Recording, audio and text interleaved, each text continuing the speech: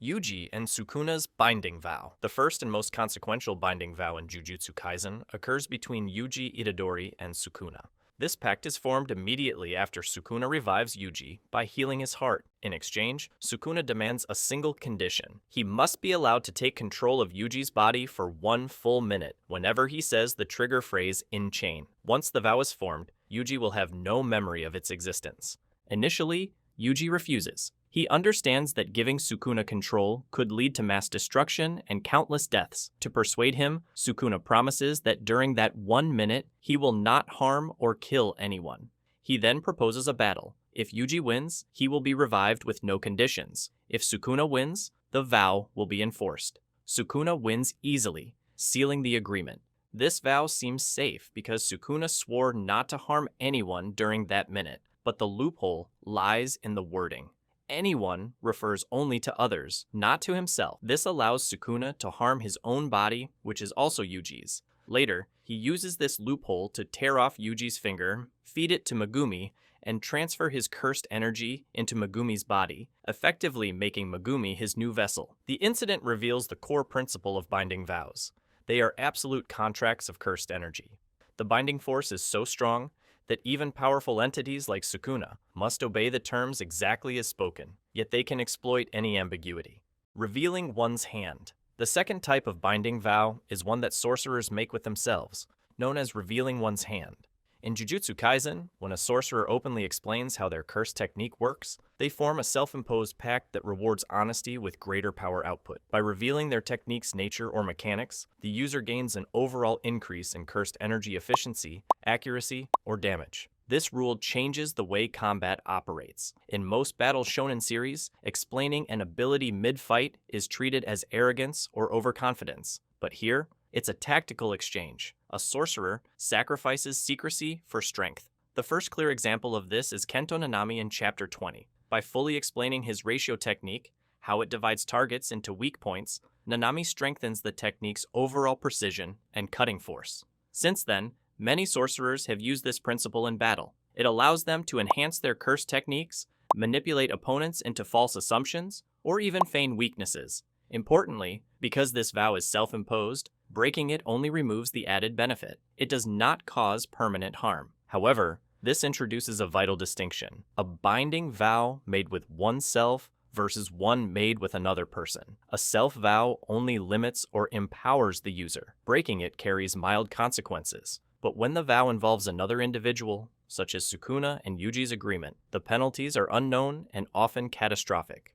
Miwa's Simple Domain. The next example of a self-imposed binding vow appears in Kasumi Miwa's Simple Domain. A simple domain is a defensive barrier technique that neutralizes the effects of enemy domains. It's typically used by experienced sorcerers who can control their cursed energy with extreme precision. However, weaker or less skilled sorcerers like Miwa cannot normally deploy this level of technique, so they compensate by creating a binding vow to impose restrictions in exchange for access. Miwa's condition is straightforward. While her simple domain is active, she cannot move her feet. The moment both her feet leave their original position, the barrier collapses. This immobilization serves as the cost that balances her limited cursed energy control. By accepting this handicap, Miwa gains the temporary defensive ability of a simple domain, despite her inexperience. This example demonstrates how binding vows function as equalizers in the Jujutsu system. A sorcerer can trade mobility, safety, or flexibility for more advanced or efficient techniques. The vow doesn't grant new skills. It reconfigures cursed energy flow to make difficult techniques possible under strict self-imposed conditions. Nanami's Overtime. The fourth binding vow belongs to Kento Nanami and is famously called Overtime. During his employment as a Jujutsu High sorcerer, Nanami limits his cursed energy output to around 80 to 90% during official working hours. This self-restraint functions as the restrictive clause of the vow. When his shift ends, the limit is released and his power surges to 110 to 120%. This massive increase in cursed energy transforms Nanami's strength, speed, and technique precision. In combat, his blows become capable of demolishing entire structures. When he fought Mahito, one of his overtime punches generated a destructive shockwave that caught Mahito completely off guard. The concept highlights how binding vows can be timed and regulated. Nanami's professional mentality, treating sorcery like an office job, became a literal system of energy management. The vow restricts him during normal hours, but rewards discipline with an explosive burst of strength when the limit is lifted. Mahito's Binding Vow. The fifth Binding Vow is made by Mahito after he attains his true form, officially known as the Instant Spirit Body of Distorted Killing. During his battle against Itadori and Todo, Mahito experiences a moment of enlightenment after exchanging black flashes. This temporary euphoria allows him to fully comprehend the structure of his soul, triggering an evolution into his complete form. Mahito's true form drastically changes his physiology. His body becomes larger, heavily muscled, and far more durable. He grows a tail and black tendrils from his elbows, which he uses as flexible weapons. But this transformation also introduces limitations.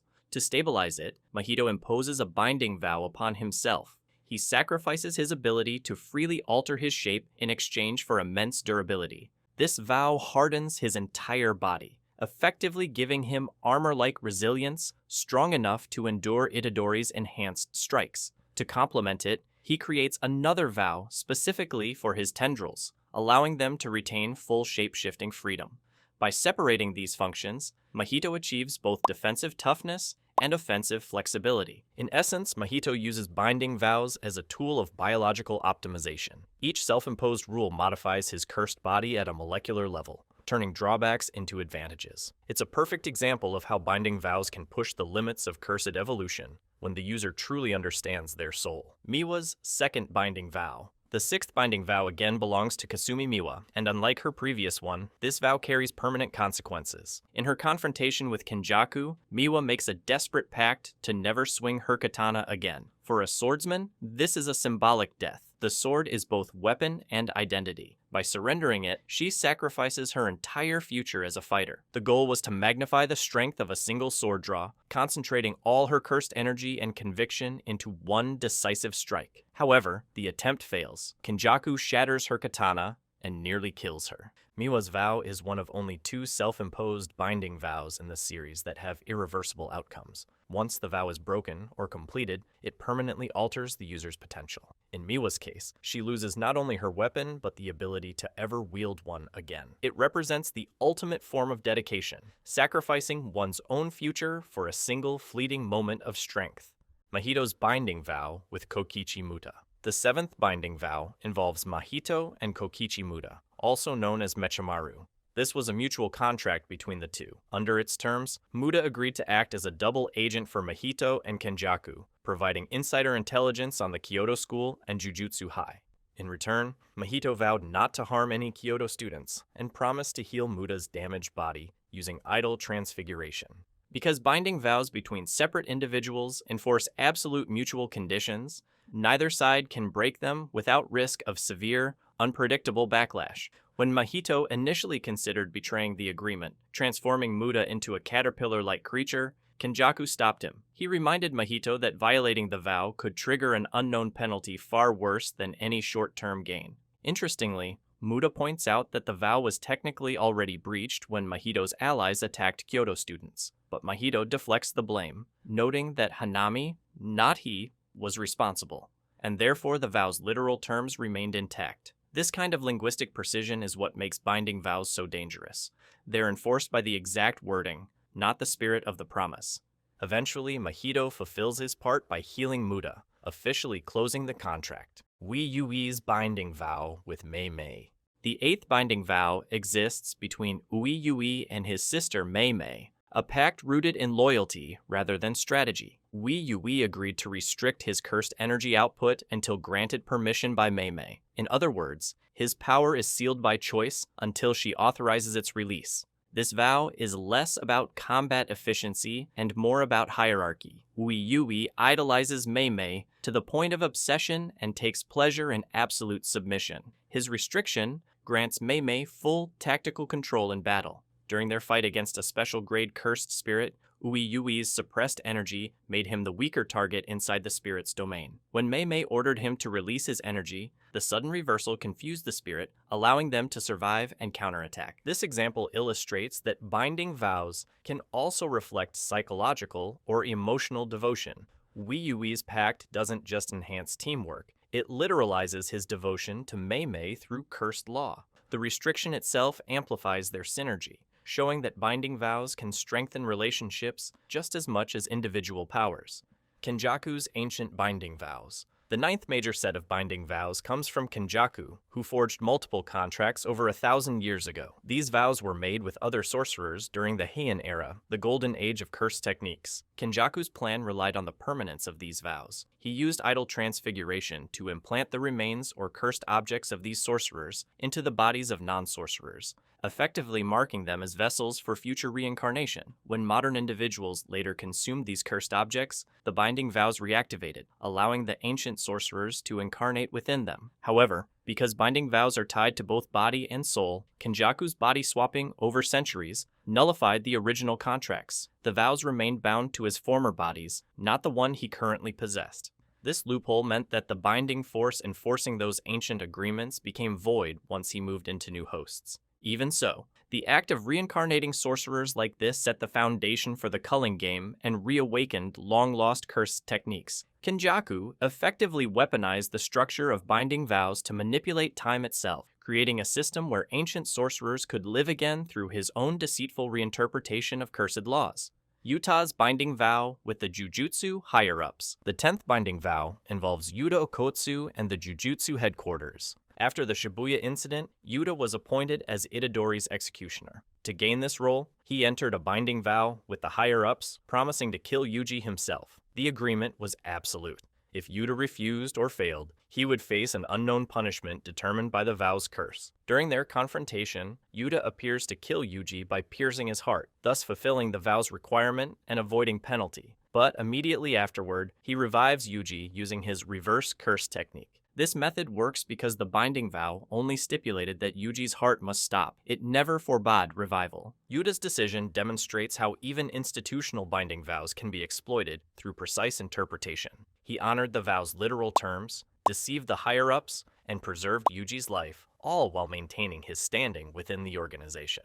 It's a display of both mastery over cursed energy and a deep understanding of how these supernatural contracts truly function. Hakari's binding vow.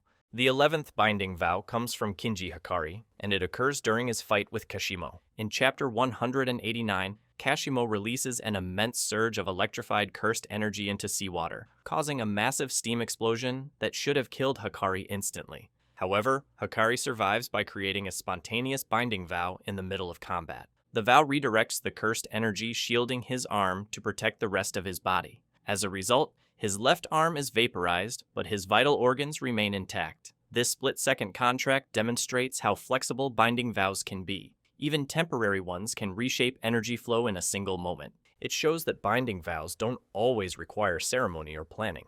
They can manifest instinctively when a sorcerer exerts total control over their cursed energy and accepts an immediate cost. Sukuna's one-arm binding vow. The 12th binding vow belongs to Ryomen Sukuna, created after his battle with Gojo Satoru. During that fight, Sukuna loses a hand, preventing him from forming the two-handed signs required to activate his world-cutting dismantle technique, a variant of his malevolent shrine. To bypass this, Sukuna forms a self-imposed binding vow. He relinquishes the need for hand signs altogether, allowing him to activate dismantle one-handed. The cost, however, is permanent. From this point forward, Sukuna must explicitly direct the technique using his palm and specify the attack's direction each time. This makes his slashes slightly more predictable and thus easier for skilled opponents to evade. Only 2 self-imposed vows in the series carry such irreversible consequences. Miwa's vow to never swing her sword again, and this one by Sukuna. Even with these constraints, the attack remains devastating. Both Kashimo and Makizenin barely managed to avoid being cleaved apart by it, proving that the sacrifice and precision did not meaningfully diminish its lethality. The vow represents Sukuna's pragmatic nature. Every restriction is simply another path toward greater killing efficiency. Sukuna's post-Gojo binding vow. The 13th binding vow also belongs to Sukuna and occurs immediately after his repeated exposure to Gojo's unlimited void. After enduring the domain 5 consecutive times, more than half of Sukuna's brain is left non-functional. This normally would make the use of a domain expansion impossible.